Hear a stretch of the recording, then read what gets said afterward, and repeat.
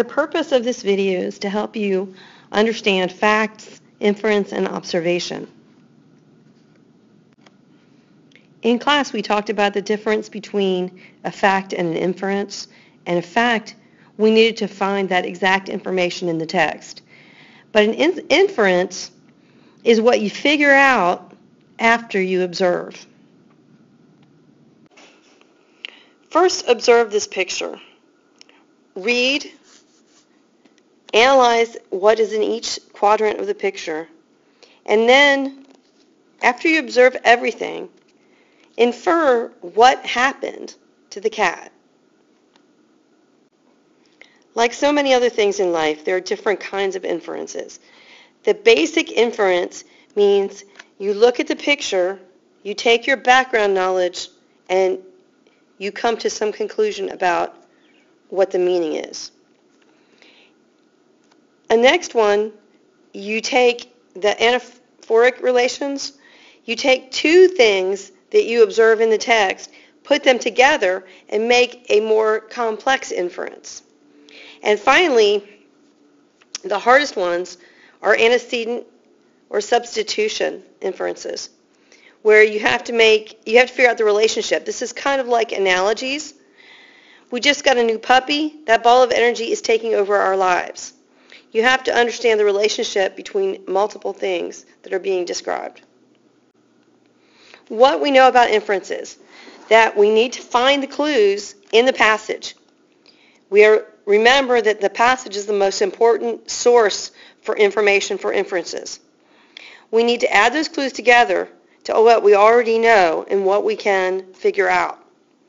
There can be more than one correct answer, but the way that you decide whether it's correct or not is whether you can support it with specific information from the text. We're going to look at this quote from Martin Luther King Jr. "The old law of an eye for an eye leaves everybody blind." So let's look at the answer choices. Violence is a necessary evil. B, responding to violence with violence leads to destruction. C, old laws are the best laws. D, there are better ways of responding to injustice than with violence. One of the things I know from my previous knowledge is that Martin Luther King did not advocate violence. Okay? In knowing that, I know that he would not have said or tried to imply A or C. So that leaves us with B. Responding to violence with violence leads to destruction. Okay, that would fit with the old law of an eye for an eye and a tooth for a tooth leaves everybody blind. Then D, there are better ways of responding to injustice than with violence.